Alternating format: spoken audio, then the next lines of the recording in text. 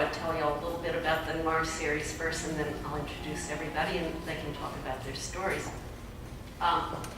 The Noir series is published by a publisher called Akashic Books, and there's one for about 1 million cities. It started with Brooklyn Noir, and it went on to, I think there's a Haiti Noir, there's a, there's a Havana Noir, every city in America. And we did New Orleans Noir some time ago. The first volume is always original stories. And there are certain rules. Each story has to take place in a different neighborhood. It has to really showcase the city that it's based in. And it has to represent the population of the city as well. So we did the best we could on both. I think we represented a whole bunch of neighborhoods. And I'd love for people to talk about their stories. We have a whole bunch of really interesting authors here tonight. I'm going to introduce everybody and then maybe just pass the mic around. Atkins, who's sitting next to me, is the author of, I want to say 19 books. Am I right on that? Wow. Within a couple days. Within a couple days. Yeah, this one is about to be. That's almost right. Yeah.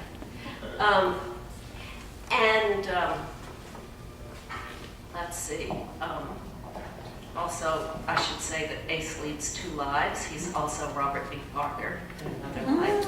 Oh my God. For those who don't know about that, he writes the Spencer books, now that we no longer have Robert B. Parker. And we have, and there's a New York Times bestselling author. I should probably point that out. And I have another one. I'm sitting right between 2 of those. This is Nevada Barr, also the author of 19 books. I'm counting the new one. Am I right about that? 21, but 3 don't count. Why are the other 3 not count? They didn't sell all that well. And I'm amazed they're letting you write the screenplay. Because usually they don't even want you to be in the state of California when they're doing it. Because they're going to make, Pamela Anderson's going to be Anna Pigeon, and they don't want you Now there. that's a movie I want. It'd be very bouncy. It's like Jingle Factor. Has identity issues. Sometimes he's a black lab, and sometimes he's a golden retriever. With keeping Anna fresh, I just That's great. mind my neuroses and I hit the mother load. Whatever I'm going through at any moment, I drag Anna, dragged her through menopause, dragged her through just about everything I could think of. So that's how I do it.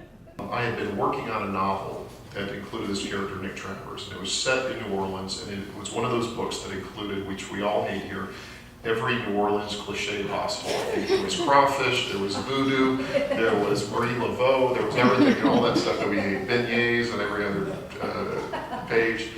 Here some good tips on how to fix the story, and I started from scratch. I just, a blank page from the first word, and rewrote it. And the new draft of the story was all new characters, all new setting.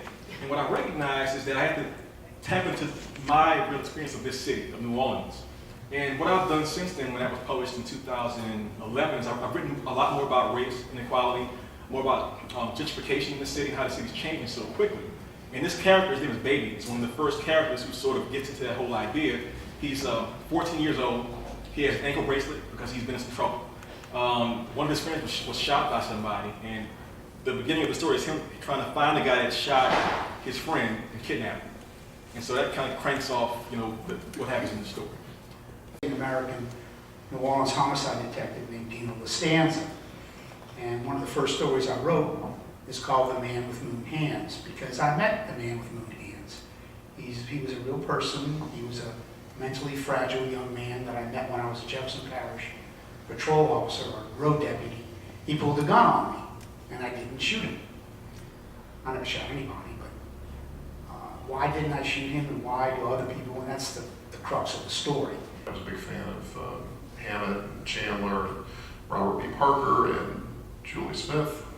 Julie, not to embarrass you, but I mean it's kind of always very strange when we do a speaking thing together, because when I was in college, I used to just I read everything that you wrote, and it influenced me becoming a reporter, and influenced me wanting to be a novelist and write about the city and that kind of stuff. So those are always the cool